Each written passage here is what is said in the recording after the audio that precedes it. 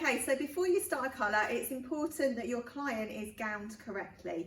You need to have clean gowns and towels placed over your client with a plastic cape also to protect their clothing. The stylist should have relevant PPE. This is in the form of an apron, gloves, and the option of a mask and goggles or visor. Currently, during COVID-19, the stylist is required to wear these, as is the client is required to wear a mask. As a stylist, always have your trolley set up with all the things that you're going to need for that service, and have that in a position to reduce fatigue and injury to yourself. Now, before any colour can be carried out, there are some fundamental tests that need to be carried out. The first one is a skin test, and this needs to be carried out 48 hours before your service. And to do this, a small piece of colour is applied behind the ear, and reactions that we'd be looking for which would stop the service from being carried out would be redness, itching or irritation of that area. If the client doesn't have a reaction, then you're safe to proceed with your colour. It is the law to do a skin test, and everybody has to have a skin test. The other two fundamental tests that you should carry out before all colours, the first one is an elasticity test, and this is carried out by taking a damp piece of hair between your thumb and forefinger, and you are stretching and seeing if the hair returns to its original length. Now, if you stretch the hair and it returns to its original length, this displays that the hair has good elasticity and the internal strength, the cortex of the hair, is in good condition.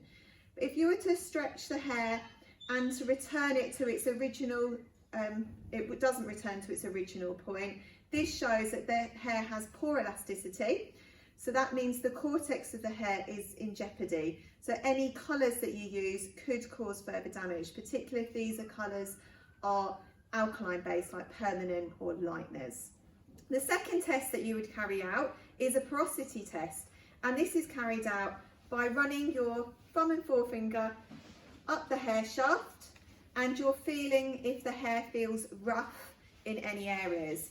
Now, often towards the ends of the hair could feel a bit more porous than it does at the root area. Now, this is really important when colouring hair, because if the hair has poor porosity, that means that area of the hair may absorb the colour much quicker. So that area, part of the hair, could take the colour quicker, or it could give you an uneven colour result.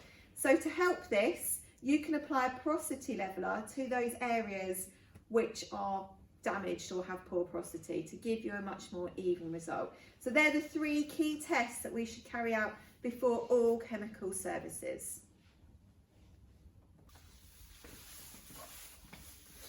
So today for my client, I'm doing a permanent colour. My client is called Kendra, and she's come to me today saying that she would like to get 100% coverage on her white hair, and she'd also like to add some shine to her hair. She doesn't want to drastically change her hair colour, so she wants to stick as close to her natural base as possible, but by adding some shine and enhancing the warmth that she has in her hair. So I started off by assessing what depth she was naturally. So to do this, I used the basic shades from the L'Oreal range. I held it close to her hair, and I assessed that she was a level 5. I can also see that she has lots of natural warmth in her hair. So her underlying coat is warm, it's gold, and she said she would like to enhance this. So together we discussed colours, and we looked at shade 5.3, so is our golden brown, and she agreed that this was the shade that she would like to proceed with. So I have already mixed that colour up according to manufacturer's instructions. I have my PPE on ready, and we're ready to start a full head virgin application. Now, for this application, because her hair's never been coloured before, it has to be done in a different way. So what we do with a virgin head application is we actually apply the colour to the mid-lengths and ends of the hair first, and then we go back and apply to the root area. Now, the reason for this is because the roots will take quicker because they have the heat from the head, whereas the ends, they don't have any added heat to help the colour penetrate the hair shaft. So by putting it on the ends first, it gives it longer development time, which gives it more time to get into the root, into the cortex of the hair. So in preparation for this colour today, my client has type 3 curly hair. On my porosity test, when I carried out my porosity test, I could feel that the ends of the hair were slightly porous. So I have already applied a porosity leveler through the mid-lengths and ends of this hair. Her root area was normal, so I didn't need to do anything to that. So to start my application, I'm going to split the hair into 4 quadrants. This just makes it more methodical to work around if you put it into those sections ready to start. So I'm going to start off with my 4 quadrants. Okay, so I now have my 4 pieces. This is the section I'm going to start on. 1, 2, 3, 4. So I always start at the back of the hair because this is the most resistant part of the head. And I'm now going to apply my gloves because I'm about to start my colour. So the back of the head is the most resistant, so it's the area you always start first, so it gets the longer development time. So this colour is going to be applied approximately ½ an inch from the root area, or just under ½ an inch. So I'm going to take my first section and I'm going to apply my colour to the mid-lengths and ends. Make sure you apply the colour so that you don't miss any areas. Make sure you apply plenty of colour on there to the front and the back of each section. Okay, and then I'm going to continue working down this back section. So today I've used Majorelle 5.3 with 6% or 20 vol, as some people like to know it.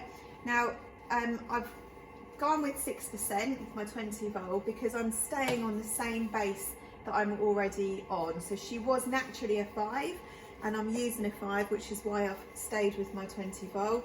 I'm not lifting the hair, I'm not darkening the hair, I'm staying exactly where she is. I mix that colour with a ratio of 1 to 1.5, and I mixed up a whole tube of tint, and then I will mix more as and when I need it. She does have quite abundant hair, so I possibly will need more, but we'll mix that, like I say, as and when we need it so that it stays fresh and we don't want to waste any product that we might not need. So I'd have a better idea once I get to the end of this bowl of colour how much more I might need, and it might be that I only need to, you know, remix a quarter of a tube. So what we always want to do is we always want to aim to be as sustainable as possible in the salon. So notice I'm taking really small sections because her hair is so abundant. If I took too thick a section, I may risk not getting the colour all the way through those pieces. So I'm probably about ½ of an inch from the root area of the hair. Nice small sections. I'm using the end of my brush now to section the hair. You could use a comb as well. And I'm applying that using the back of my hands to help push that colour into the hair. Pay particular attention to those ends. Sometimes the ends get missed. So I'm just literally working my way down that section.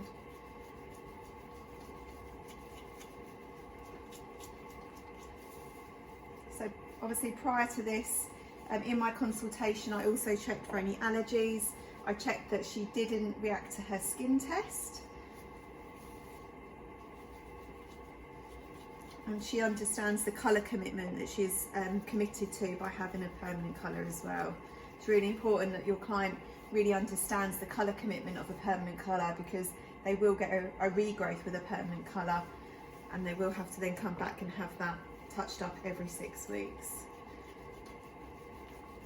So if this wasn't permanent, if this wasn't virgin hair, sorry, if this was previously coloured hair, that would be a different set of instructions which we'll show in the next video. That would be a regrowth application with a fade technique, but because this client's never had her hair coloured before, this is a virgin head application. So mid-lengths and ends first before applying to your root area. We're coming to the bottom of this section now. Don't be tempted to take bigger sections as you reach the bottom. You still need to make sure every section of hair has sufficient colour applied to it. And work that in as well using your hands.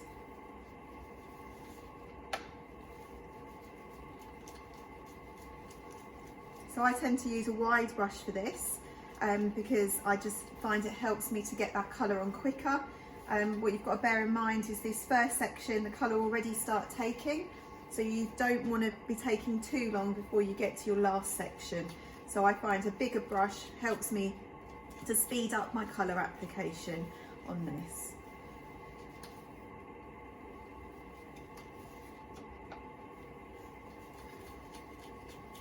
So you obviously, before you start, make sure you have enough product.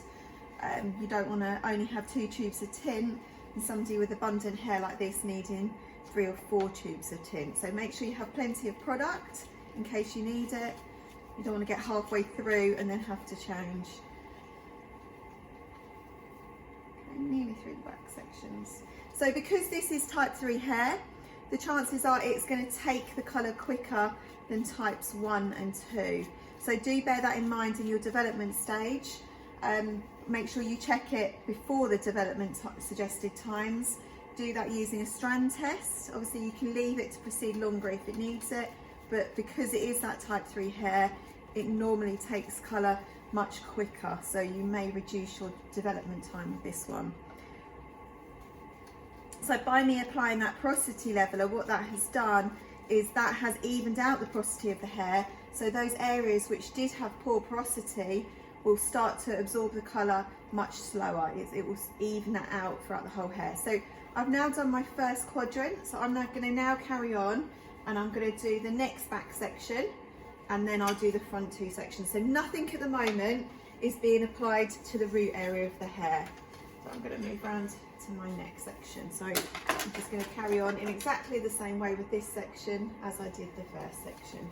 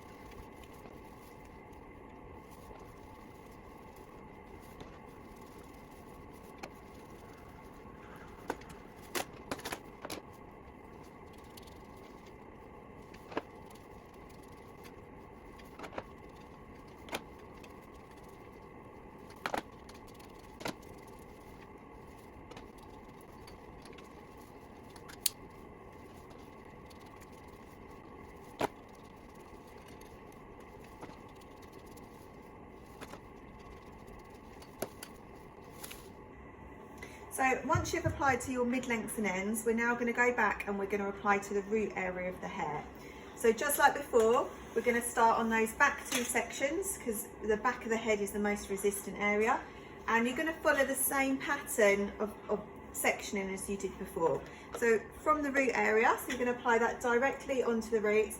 Apply it with a little bit of tension so that you can really push that into the hair follicle.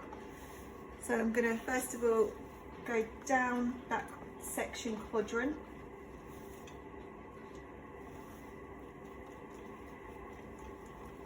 And the same on this side. So I'll just turn it around so you can see. And when you're doing a full head virgin permanent colour, there is a lot of colour going on the head and it can get quite messy. So throughout your application, have a damp piece of cotton wool beside you should you flick a piece of hair into the face or onto the neck, so that you can wipe that off immediately because it will stain otherwise. Okay, so once you've applied around the outside of the quadrant, you're going to go back through your sections just like you did before, and you're now going to apply to the root area. So like I said, apply a bit of pressure as you apply that colour. It is quite fiddly to find those sections you had before, so you're going back and you are applying to that root.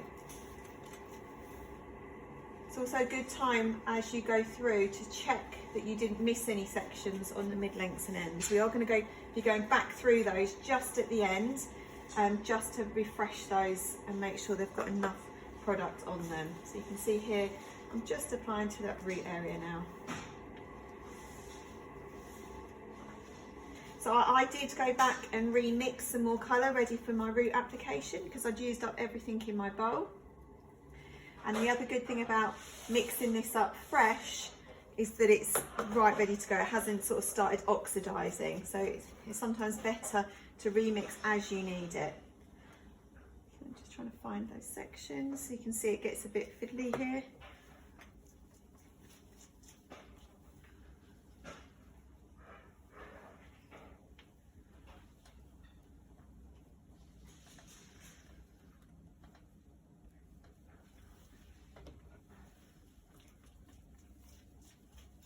So whilst you're applying your colour, it would be a really good time to start talking to your client about aftercare and what they can do to help this colour. So talk to them about the types of shampoos that they should be using. So remember, it's always advisable to use a colour shampoo and conditioner to help with the longevity of the colour, and also just to help condition the hair at the same time. So that would be a really good thing to start suggesting. Also talk about leave-in conditioners. So the 10-in-1 spray from L'Oreal is really good, again, for helping with longevity, but also about protecting it from hair dryers and heat and stuff like that, because hair dryers and heat can strip your colour as well. So, you know, just like going out in the sunshine can. So that 10-in-1 spray also has a UV protection. So it's an ideal time whilst your colour's going on to start educating your client about all of these things that they need to consider. So we're nearly through that first section. So my root area's been reapplied to. Okay, so around your nape area, make sure you obviously do get all the root area, but make sure it doesn't get down on your neck. So you can see here where the few bits have flicked down. I'm just going to clean those areas up as I go. Okay. So once we've applied to all of the root area, we will just go back and we will reapply some more colour over the mid-lengths and ends just to refresh those. So I'm now going to proceed to carry on with doing all of the root area on all 4 sections. So just like before, I'm going to apply around the quadrant area. I'll just turn this around so you can see. So I've already applied down that side. So I'm just going to apply around that quadrant area first.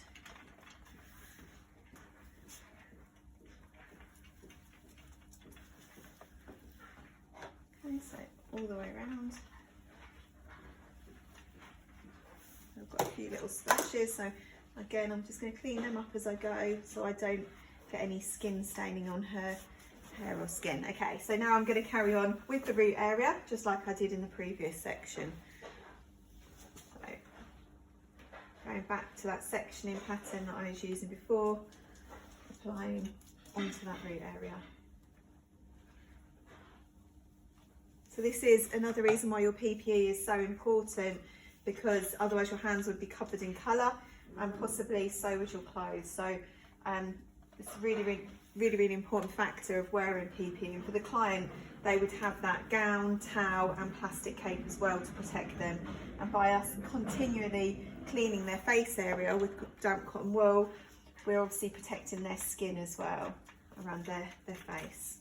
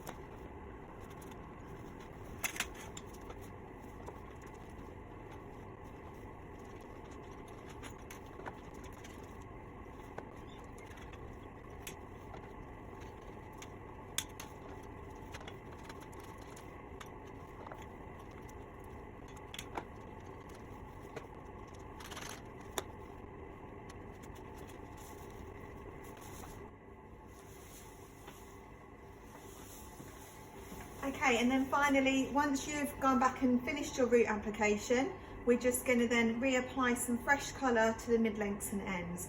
So exactly the same as before, you'll start on the back section and you will just go back through and you're going to start reapplying that colour to those areas. At the same time, this is an ideal to cross-check your work. You're going to go back through, and if you see any root areas that have absorbed the colour or any areas you may have missed the colour, this is an ideal time for you to go back and do that. So you're just literally going back and just putting some fresh colour back over them ends to make sure that you haven't missed any areas. So you don't have to take quite a small section as you did the first time round, but you're cross-checking at the same time to see if any areas are missed. So particularly one area I do find absorbs the colour quite a lot, and you can get an uneven colour result, is the mid-lengths and ends. So it's really important that you make sure that they are fully saturated with colour and that there's no areas missed on there. So you're just going to literally go back through each section nice and quickly, because this colour has now started developing, okay, and you'll work your way around the head doing that. Once all 4 sections are completed, you will make sure that their hairline is completely clean. We've been doing it throughout, but you're going to make sure it is completely clean. Make sure that you have wiped around that area so that we keep the client clean and tidy. We're going to develop this for 35 minutes, that's the manufacturer's instructions, but as we discussed before, this client has type 3 hair, so I'm going to check it after 20 minutes using a strand test to see if it's reached the development, and then I will check it every 5 minutes from then on if it hasn't developed. All right. During my application, should a client say they have burning, itching, you should stop the treatment and wash off the colour. It could be a possible reaction happening. So that's how to apply a permanent full head virgin application. Okay. Okay, so once your colour has fully developed and you've done a strand test to check your development, it's time to remove your colour. So with a permanent colour, you need to emulsify the colour of the hair. So we're going to apply a small bit of water, and then we're going to emulsify using our fingers in a rotary formation. Now I've got my PPE on for my removal, just like I did for my application. So nice and firmly rotational movements over the scalp to help remove that off the scalp. Now often skin staining occurs not just through pore application but also pore removal, so you need to really work at getting that colour off the scalp. One thing you have to remember is tint removes tint, so if you see tint and you rub tint on it, it helps to remove it off the scalp. So you keep emulsifying and rinsing as you go along to make sure that all the hair is free of that colour, and you keep doing this until your water runs almost clear. So for reds, it will always be a sort of faint pink colour, but for your browns, it should be able to run completely clear. So emulsify, rinse all the way through. Now, when you come to put your shampoo on, you need to use an antioxidant shampoo. So this is a shampoo that's going to stop that chemical from proceeding. So it has an acid pH. So from our range, we could use the L'Oreal Post Colour shampoo, or we could use the L'Oreal Colour shampoo. So that's the Vitamino Colour. Now that's the colour you're going to be recommending to your client. So it's good to use it so they can smell it, you know, and experience it on their hair. So once you've removed all of your colour, you're going to remove excess moisture. You're going to take your shampoo, obviously emulsify it in your hands, apply using your effleurage technique before you start your rotary. So I would at this point be telling my client what I would be using. So you can say this is the shampoo we discussed earlier. The benefits of this shampoo are, so you talk to them about helping to give better colour longevity, talking about how it would obviously improve the condition of her hair, talk about all the things that she can relate to. So don't start talking about acid and alkaline, because clients won't understand what you mean by that. So you're going to give 2 shampoos using all of your massage techniques.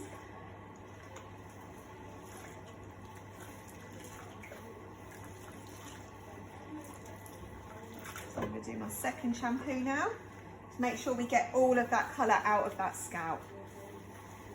You don't want to leave any residue on their scalp, because that could cause irritation, and it could also affect the next part of your service. So really important that all of that colour is removed off that scalp. So I've still got my gloves on at the moment, but I I could take them off now if I wanted to, because all of the colour is out.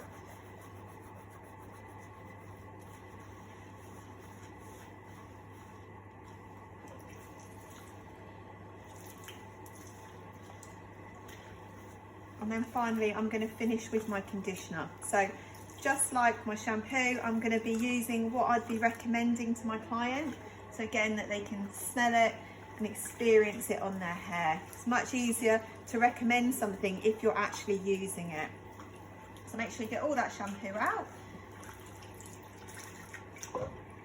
Just going to take my gloves off for this stage now. I'm just going to have a quick check through, make sure I have got all that colour out, which I have. And then I'm going to use my Vitamino Colour Shampoo.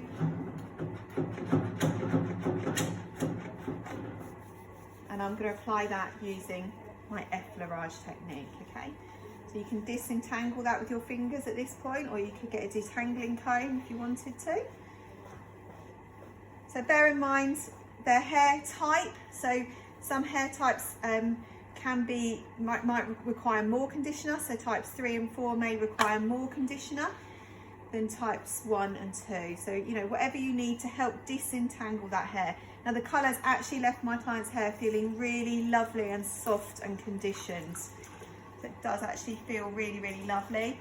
Don't forget to tell them about the conditioner. And also, if you're going to be using a leave-in conditioner, make sure you tell them about that as well. Okay, and then rinse your conditioner out of the hair, and then you're finally going to towel dry. So notice I have all that I need right beside me, so it's all accessible. Okay, and then you would towel dry your client's hair, ready for the next service.